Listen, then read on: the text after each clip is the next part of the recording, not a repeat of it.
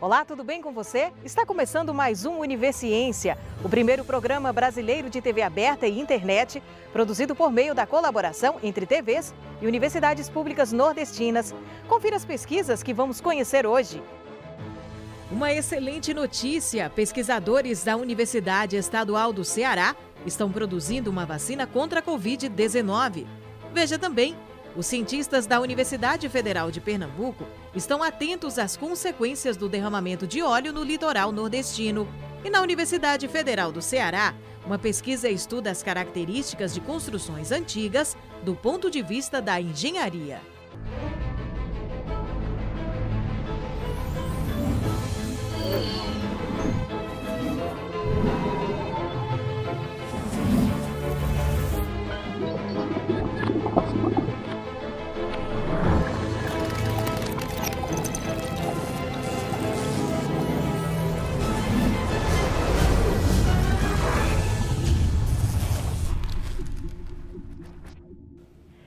E a gente começa o nosso Universiência de hoje com uma excelente notícia.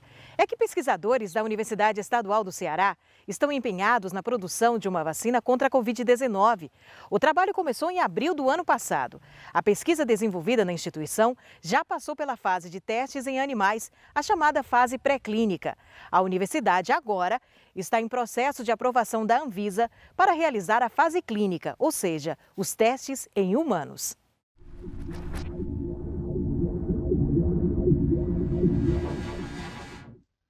A Universidade Estadual do Ceará desenvolve, desde abril de 2020, uma pesquisa para o desenvolvimento de uma vacina contra o novo coronavírus. Para isso, pesquisadores do Laboratório de Biotecnologia e Biologia Molecular criam a vacina 2H120 Defense. A proposta é de uma nova forma de uso de um coronavírus aviário atenuado.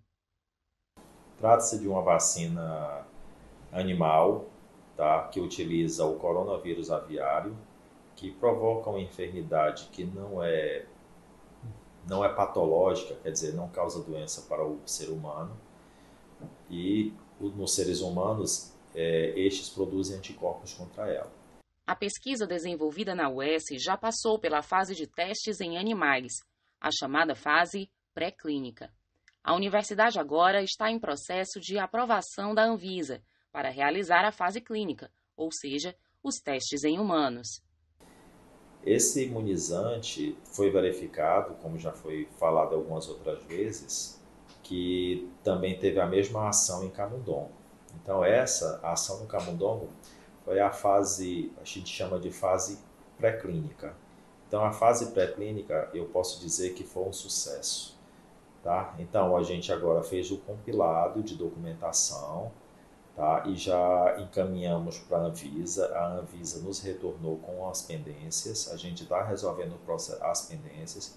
Após a aprovação da Anvisa, a vacina desenvolvida pela UES entrará em fase clínica, dividida em 3 etapas. Na primeira, os testes serão realizados com aproximadamente 100 pessoas adultas de 18 a 60 anos, sem comorbidades. Na segunda, será a vez de pessoas acima de 60 anos com comorbidades. Sempre nessas duas fases a gente vai verificar a dosagem, concentração da vacina, via de aplicação. Tá? Eu estou falando de uma vacina que ela tem que ter sucesso, passando da fase 1 para a fase 2 e sempre pedindo autorização para a Anvisa. Na terceira e última etapa, os testes serão aplicados em milhares de pessoas com perfis diversificados. Com a possível conclusão da pesquisa, o país poderá contar com uma vacina cheia de diferenciais. Ela já vem sendo usada e manipulada por ser humano, tem a capacidade de induzir a resposta imunológica. A outra diferença é o baixo custo de produção e a aplicabilidade dela também, facilidade, porque nós escolhemos utilizar a via intranasal, que pode ser por spray ou simplesmente umas gotas na narina. Ela não exige uma temperatura extrema de armazenamento. Ela pode ser conduzida para qualquer interior distante, até na zona rural ela pode ser levada em em isopor com gelo e ser aplicado. Então, a facilidade de aplicação dessa vacina facilita tudo o uso em humanos. Pesquisas como estas trazem esperança para o momento difícil que estamos vivendo. E daqui a pouco, pesquisadores de Pernambuco estão atentos às consequências do desastre ecológico nas praias do Nordeste com derramamento de óleo. Fique com a gente.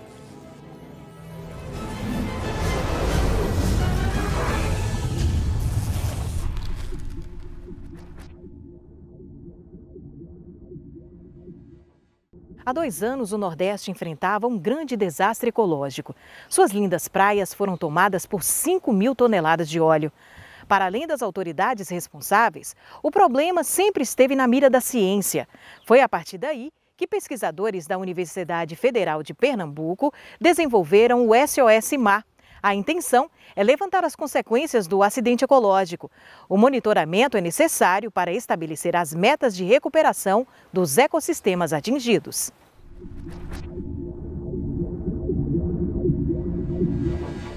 A contaminação das praias do Nordeste brasileiro por uma grande quantidade de petróleo não refinado.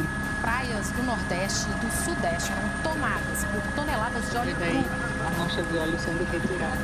Dia 17 de outubro, desastre ambiental, que pode-se dizer que é o maior desastre ambiental da história do Nordeste. A campanha SOS Mar H39 é uma campanha que visa identificar as consequências no oceano, né, na coluna d'água e no sedimento, decorrente do acidente de óleo que aconteceu no Nordeste do Brasil. O navio encontra-se navegando no rumo 088 com velocidade de 7,5 nós, temperatura do ar 26,5 graus Celsius, temperatura da água do mar 27 graus Celsius, visibilidade no...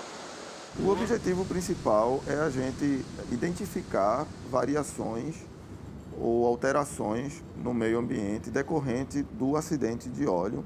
O nosso objetivo aqui no navio é caracterizar o fundo marinho, a diversidade das macroalgas que tem no fundo da plataforma do Nordeste e comparar também com estudos pretéritos para a gente saber os impactos, possíveis impactos do óleo na distribuição e diversidade das macroalgas. A importância, na verdade, dessa expedição é não só a gente avaliar a quantidade de óleo que é encontrado nesses animais, mas também a caracterização ou mapeamento, né, o que a gente pode chamar também, das espécies que estão sendo coletadas no sedimento. A gente primeiro precisa identificar, saber quais são as espécies que ocorrem ali, tanto da macro quanto da mega, meiofauna, enfim.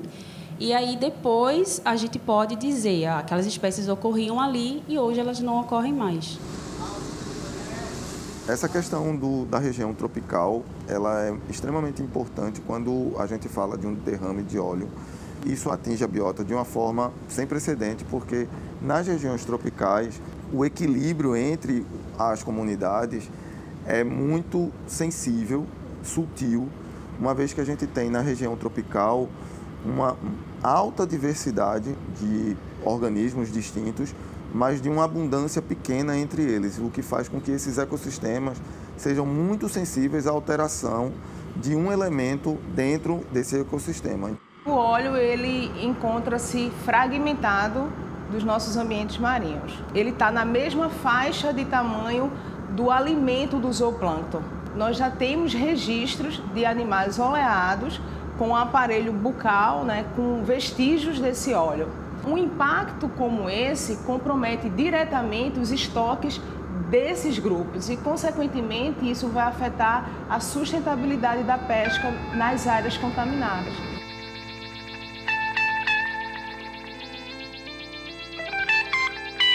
Nós temos áreas que nós mapeamos, que nós visualizamos já com alguns dados preliminares, que são áreas cobertas por rodolitos, por recifes de coral. Então, como é que essas áreas seriam mais impactadas em decorrência do derramamento de óleo? Então, fazer esse mapeamento, fazer essa distribuição de fundo, ela é extremamente importante para termos essa característica de como se prevenir em relação a futuros derramamentos. Aplicar esse conhecimento ao mapeamento de habitats é muito importante porque a gente consegue realizar um estudo de uma maneira mais rápida do que se a gente fosse coletando amostra por amostra durante todo o litoral. Isso oferece uma perspectiva de trabalho onde a gente pode estipular quais são as áreas mais sensíveis através da geologia, através do estudo da forma dos relevos que estão presentes. A gente consegue estabelecer qual a área mais sensível, qual a área mais complexa, mais heterogênea. Então, a gente estabelece esse recorte e a gente consegue estudar mais a fundo, com mais amostras, essa área que seria caracterizada como mais sensível.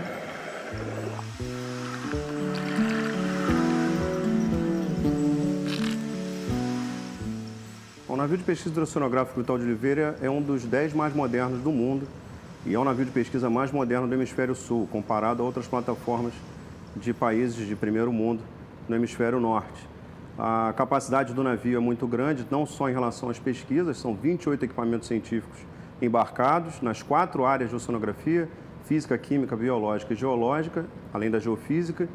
E, além disso, o navio tem uma capacidade de manobra muito grande, que facilita a precisão do posicionamento do navio para a coleta das amostras diversas. Essas pesquisas multidisciplinares, oceanográficas, de fato, que incluem a biologia, a física, a geologia e a química, são extremamente importantes para analisar o ecossistema como um todo. O monitoramento a curto e a médio e a longo prazo, ele precisa ocorrer para que a gente possa estabelecer quais vão ser as medidas de manejo e recuperação dos ecossistemas que foram atingidos.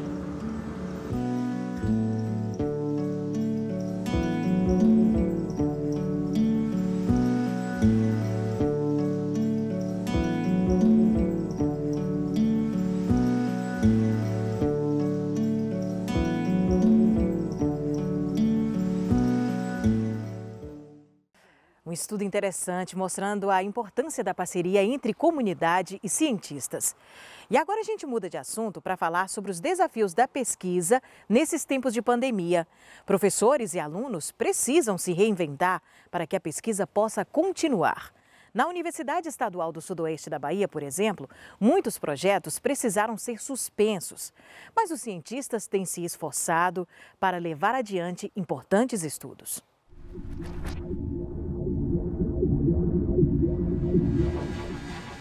Cadastrados na Pró-Reitoria de Pesquisa e Pós-Graduação, nós temos em torno de 900 projetos. Esses projetos eles são submetidos à Câmara de Pesquisa e Pós-Graduação e depois, uma vez tendo parecer favorável, mesmo que seja projeto sem ônus, eles são cadastrados por meio da emissão de portaria do Conselho Superior de Ensino, Pesquisa e Extensão, ato do magnífico reitor. Aqueles projetos que puderam ter continuidade, garantidas as condições de biossegurança, eles foram continuados. Projetos que não poderiam ser interrompidos, por exemplo, que envolvam seres vivos, seja planta ou animal, eles foram mantidos, mas com a questão de respeitar o distanciamento social. As pessoas, nós passamos a praticar nos laboratórios dos programas de pós-graduação escalonamento de horários para que não houvesse um grande contingente de professores e alunos nos laboratórios. Graças a isso, tem 1 ano e alguns meses, já 1 ano e 3 meses, não foi registrado nenhum caso de contaminação por Covid-19 por conta da continuidade do funcionamento desses laboratórios. Na maioria dos casos, por exemplo, de trabalhos de alunos que estavam em projetos de TCC, trabalhos de conclusão de curso, a gente realocou os projetos para revisões bibliográficas e outras pesquisas para não atrasar os alunos. Agora, quanto às nossas pesquisas mesmo de laboratório na área de citogenética, por exemplo, a gente parou e elas se encontram então paralisadas, aguardando o retorno das atividades para que a gente dê continuidade a elas.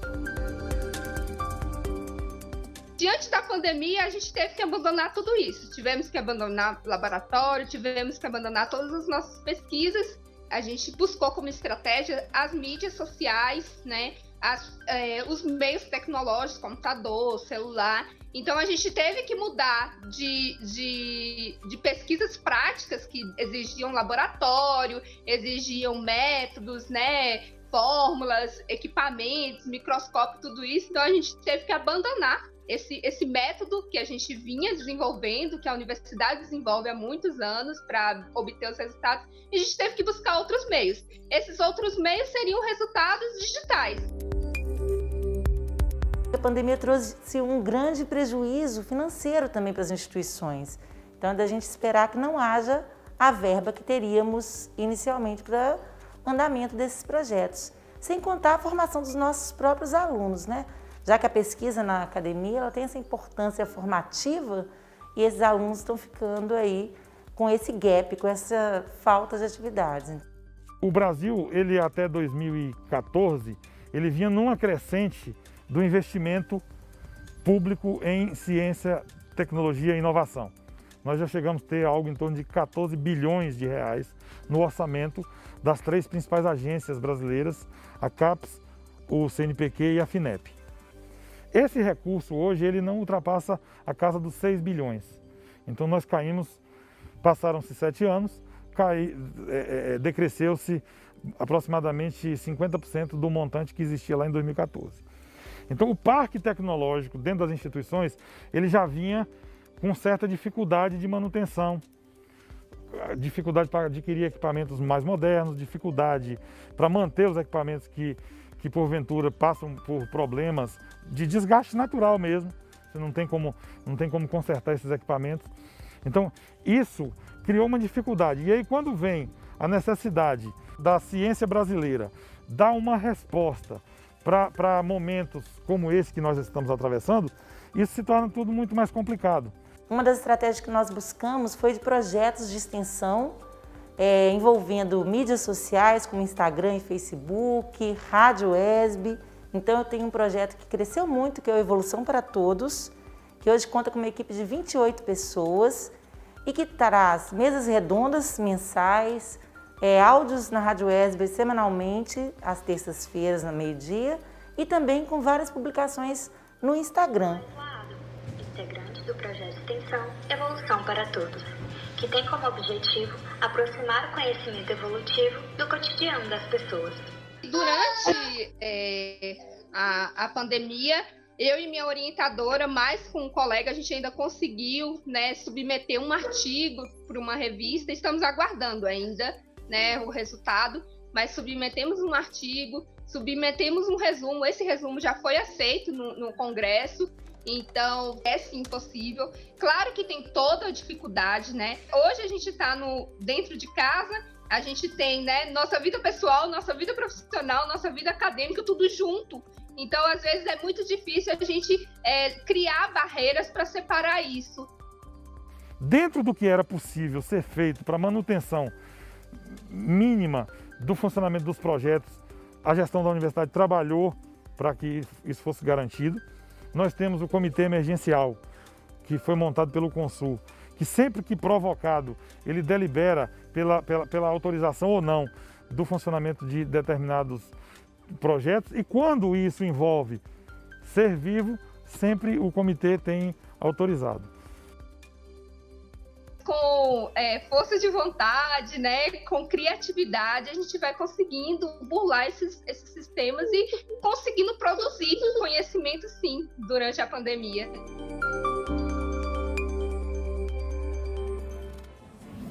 E veja daqui a pouco, pesquisa do Ceará estuda as características de construções antigas do ponto de vista da engenharia. Depois do intervalo, a gente volta já.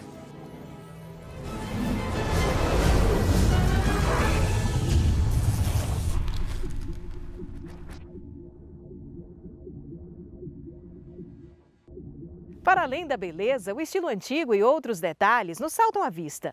Muitos são os motivos para se desejar a preservação de nosso patrimônio histórico, mas o principal é a qualidade de vida. Estamos falando de bens intimamente relacionados com a identidade do local e que, por isso, ajudam a construir em nós uma sensação de pertencimento muito importante em um mundo cada vez mais homogêneo. Na Universidade Federal do Ceará, um laboratório pesquisa as características de construções antigas do ponto de vista da engenharia, uma ajuda importante na preservação do patrimônio histórico. Você já parou para pensar quais materiais foram utilizados em construções tradicionais das cidades, sejam elas históricas ou não? Os elementos são resistentes? Como é possível fazer intervenções ou solucionar danos na edificação? No campus da UFC de Russas, tem pesquisador de olho nessas questões. O Laboratório de Reabilitação e Durabilidade das Construções pesquisa e gera informações sobre essas construções no Ceará do ponto de vista da engenharia. Eles coletam dados importantes que podem servir de base para solucionar problemas existentes e também para ajudar na preservação de patrimônios históricos. Em termos de escala urbana, e quando eu falo em escala urbana, vamos entender conjuntos, né, de construção, que caracterizando cada uma delas, eu consigo comparar e ver dentro daqueles grupos quais delas apresentam risco maior. Ou seja, então, quando temos um recurso para aplicar para preservação, eu consigo agora otimizar a utilização desses recursos e dizer o seguinte, olha, dentro desse grupo, essa e essa construção são as primeiras que demandam uma intervenção mais urgente. Criado em 2018 pelo professor Ezequiel, o LAREB já estudou mais de 60 construções em vários municípios cearenses. Sobral, Aracati, Icó e Fortaleza estão entre eles. Um trabalho que fornece informações importantes para órgãos como o Instituto do Patrimônio Histórico e Artístico Nacional. Nós temos profissionais no IPHAN, fora do IPHAN, em outros órgãos de preservação e mesmo no mercado, que trabalham com restauro. Mas, às vezes, alguns aspectos tecnológicos de conhecimento aprofundado dos materiais nos faltam, aqui exatamente no Ceará. Então, eu acho que a novidade que o laboratório traz é essa, é você ter um aprofundamento desse conhecimento. Atualmente, mais de 30 pesquisadores de diversas áreas fazem parte do laboratório. O Lucas cursa o 7º semestre de Engenharia Civil no campus de Russas e está pesquisando mecanismos de permeabilidade de água em construções históricas de Aracati. Depois de verificar com simulações numéricas como os materiais reagiriam a mudanças de temperatura e umidade, ele já se prepara para a próxima etapa da pesquisa. Essas medições agora que iremos iniciar em laboratório, a metodologia que vamos empregar agora foi a construção de alguns painéis bem semelhantes às alvenarias das construções de Aracati, e a partir deles iremos fazer, meio que forçar a ascensão da água nesses painéis, construindo tanques de água em sua base e ficar medindo através da termografia o quanto de água que ascende. A partir daí, tentar identificar quais materiais meio que facilitam a ascensão, quais dificultam. Outro aspecto que o grupo consegue verificar é a evolução das construções no Ceará ao longo do tempo. Na graduação em Engenharia Civil, Thales estudou blocos de alvenaria dos séculos 18, 19 e 20, utilizando ondas ultrassônicas. Nós utilizamos as ondas ultrassônicas para poder tentar verificar alguma correlação com a resistência desses blocos. Observou-se uma evolução do aumento da resistência, tá? A gente comparando com blocos do século XVIII, por exemplo, os dos séculos de agora eles têm uma resistência bem maior, uma consistência, uma menor quantidade de vazios, o que também melhora a resistência dos blocos. Além dessas contribuições, a formação de mão de obra qualificada é um importante legado do laboratório. Nós hoje, temos alunos de mestrado, de doutorado, de graduação trabalhando no laboratório, gerando informações sobre esse patrimônio e se apropriando desses conhecimentos, né? Se nós voltarmos um pouco, antes do laboratório de materiais de construção, nós tínhamos um número muito restrito de profissionais com capacidades para trabalhar dentro do patrimônio histórico, né? E hoje você vê que ele tem sido uma escola, né, de formação de profissionais e, portanto, talvez uma das maiores contribuições que o laboratório, né, de reabilitação e durabilidade das construções tem dado para a sociedade. E o papel do Universiência é esse, levar até você o trabalho desses pesquisadores que tanto contribuem para o nosso bem-estar. Bom, por hoje é só. Mas na próxima semana, eu e você temos um novo encontro marcado para continuar conhecendo as pesquisas do Nordeste brasileiro. Muito obrigada pela companhia e até lá!